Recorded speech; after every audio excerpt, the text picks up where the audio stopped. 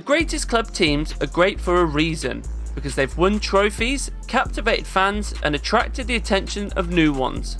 Every top club in Europe has at least 2, 3 or even more great periods that are written in golden letters in football history. This is a very controversial subject and is highly likely that many of you will disagree with us, so feel free to have a look and share your thoughts in the comment section. Also, let's set the rules that we can't use more than one club in the list, even though they're also worth mentioning. These are the greatest club seasons of all time. Liverpool 1983 to 84. When we mention Liverpool and the Champions League in the same sentence, we tend to think of 2005, when Rafa Benitez's side pulled off the famous Miracle of Istanbul. Yes, it was a great season for Merseyside, but the most illustrious was undoubtedly 1983 to 84. Under the expert guidance of Joe Fagan, Liverpool won an unprecedented treble: the League Cup and the European Cup. Yes, some will argue that technically it wasn't quite a treble, as Liverpool missed out on the FA Cup, but the League Cup is a proper trophy too, so we'll count that. The team boasts legendary players such as Kenny Dalglish, Graham Souness, Ian Rush and Alan Hansen. Ian Rush was particularly prolific, scoring 47 goals in all competitions. Highlights of the season included a 3-point league title win over Southampton and a 1-0 League Cup win over Everton in a thrilling replay. The climax of the season came on when Liverpool took on AS Roma in the European Cup final at the Stadio Olimpico. In a dramatic match that ended 1-1 after extra time, goalkeeper Bruce Grobbelaar's infamous spaghetti legs antic in the penalty shootout became legendary, unsettling the Roma players and helping Liverpool win 4-2 on penalties. Ajax 1971 to 72. Yes, the Ajax team of the 1970s is amazing, but there's something bigger than the incredible success they achieved in that period. It was a time when the idea of total football began to take hold and changed the game forever. Johan Cruyff, who could easily be described as the most influential man in the history of football, developed the idea and went on to manage Ajax and build the dream team with Barcelona in the 1990s. Speaking of the 1971-72 season, the legendary Rinus Michels was initially in charge but was later replaced by Romanian Stefan Kovac. With him at the helm, Ajax won an unforgettable treble, winning the Eredivisie, the Dutch Cup and the European Cup. As well as Cruyff, who was the team's talisman, other notable names included Johan Neeskens and Ruud Krol.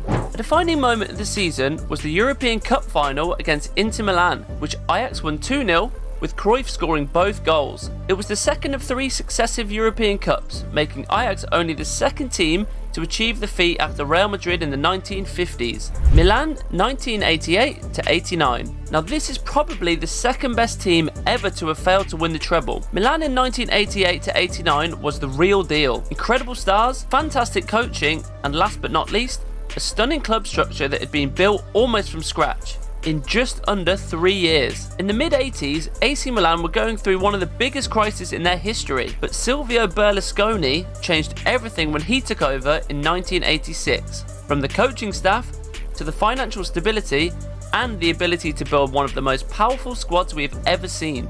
It featured the iconic Dutch trio of Marco van Basten, Ruud Gullit and Frank Rijkaard, whose talent were complemented by Italian superstars Franco Baresi, Paolo Maldini and Alessandro Costacurta. They were also managed by the legendary Arrigo Sacchi. The defining moment of the season came in the European Champions Cup semi-final against Real Madrid, where Milan recorded a stunning 5-0 victory at the San Siro, one of the greatest achievements in European football history. In the final, Milan defeated Steaua Bucharest 4-0, with Gullit and Van Basten both scoring twice, proving their formidable partnership.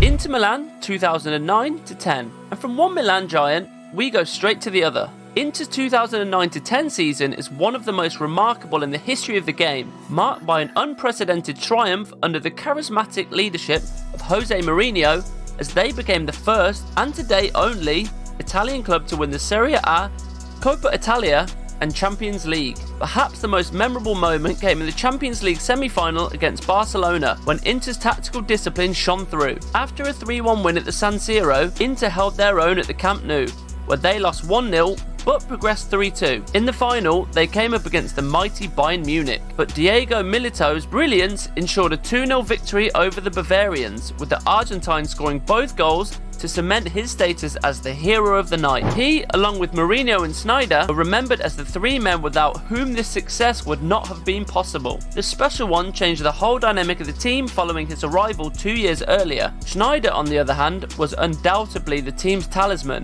as he even had the chance to win the Ballon d'Or later that year, but wasn't even chosen on the podium.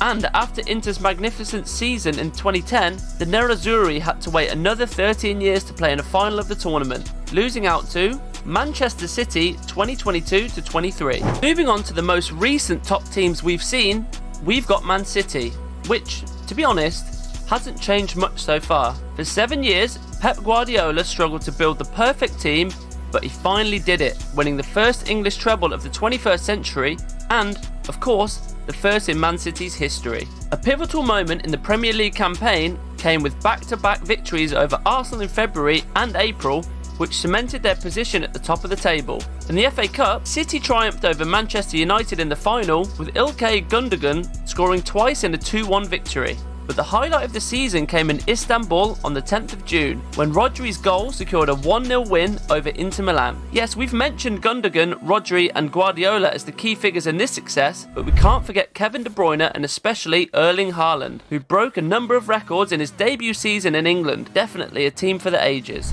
Manchester United 1998 to 1999. Yes, the two Manchester Giants are the only English clubs to have won the treble in its classic form. Premier League, FA Cup and Champions League. There's plenty of debate between the red and blue of Manchester as to which of the two teams is greater, but we put Manchester United's treble-winning season of 1998 to 1999 one step above their rivals simply because of the legacy it's left on the game. Sir Alex Ferguson's United team was a mixture of experienced veterans and young talent. Key players included David Beckham, whose pinpoint shooting and crosses were crucial, Roy Keane, an enforcer and leader in midfield, and Dwight Yorke and Andy Cole, whose partnership produced a lot of goals. A very important and even game-changing moment was the FA Cup semi-final replay against Arsenal, where Ryan Giggs' stunning solo goal in extra time secured a 2-1 victory. In the Premier League, United clinched the title on the final day with a comeback victory over Tottenham. The pinnacle of their season came in the Champions League final against Bayern Munich. Trailing 1-0 going into injury time, United staged an extraordinary comeback with goals from Teddy Sheringham and Ole Gunnar Solskjaer to win 2-1 and complete the treble. Real Madrid 2016-17. We've mentioned a number of top teams from a number of great European footballing nations, but it's now time for the most titled of them all, Real Madrid from Spain. The history and legacy of Real Madrid is full of great and interesting facts, but we cannot argue that Los Blancos are one of the only great clubs to have never won a European treble. Incredible, but true. A key moment in the psychological boost that Madrid have received this season was Sergio Ramos' late equaliser in the first El Clasico of the season at the Camp Nou. Real Madrid went on to take a commanding lead over arch-rivals Barcelona, and despite losing the second El Clasico in dramatic fashion after Leo Messi's great goal, they went on to win La Liga. In the Champions League, Zinedine Zidane's side triumphed over Atletico Madrid in the semi-finals, with Ronaldo's hat-trick in the first leg proving decisive. In the final, Madrid outplayed Juventus, especially in the second half, to run out 4-1 winners, with Ronaldo scoring twice and Casemiro and Marco Asensio adding the other goals. Bayern Munich 2019-2020. Hansi Flick, Robert Lewandowski, Joshua Kimmich, Thomas Muller. This team was written in the stars. The epitome of opponent-smashing German football, this was the style of play that Flick employed when he was in charge of Bayern Munich between 2019 and 2021. The mighty Bayern Munich set record after record, but the sweetest of all was their unprecedented sextuple that season, the most prestigious achievement you can achieve in club football. League title, domestic cup, Champions League, European Super Cup, Domestic Super Cup, and Club World Cup. Bayern became only the second team in history to do it all. Talking about the key moments of the campaign, well, the Bundesliga and the German Cup were easy wins because Bayern didn't have the slightest competition. However, when it came to their quest for a sixth Champions League, they did have some quality opponents in former winners Chelsea and Barcelona. However, both teams weren't just comfortably beaten by Bayern, they were literally ran over by the Germans. Yes, we all remember the 8-2 thrashing of Barcelona in the quarter-finals, In the final, Bayern beat PSG in a highly competitive match, with Kingsley Coman scoring the decisive header to make it 1-0. Barcelona 2008 to 2009. Many of you were probably expecting Barcelona to come out on top, because when it comes to individual seasons, the Catalans are unrivaled. And to be fair, they always win the Champions League as undoubtedly the best team in the world, something that cannot be said with complete certainty about the champions of recent years. However, Barca always win their European trophies in style, as we saw in 2015 with the astonishing trio of Messi, Suarez and Neymar, as well as in 2009 and 2011 with Pep Guardiola's tiki-taka dream teams featuring the homegrown talents of Messi, Iniesta, Xavi, Busquets, Puyol, Piqué, Valdez and Pedro. However, 2009 will forever be remembered as the year Barcelona became the first club in history to win 6 out of 6 trophies in a calendar year. Bayern Munich have since repeated the feat, but the first time is always special. Speaking of the La Liga title, the most defining moment was undoubtedly the crushing 6-2 victory over Real Madrid at the Bernabeu. In the final of the Copa del Rey, Barcelona beat Atletico Bilbao 4-1 to lift their first trophy of the season. The highlight came on the 27th of May 2009 in the Champions League final against Manchester United in Rome.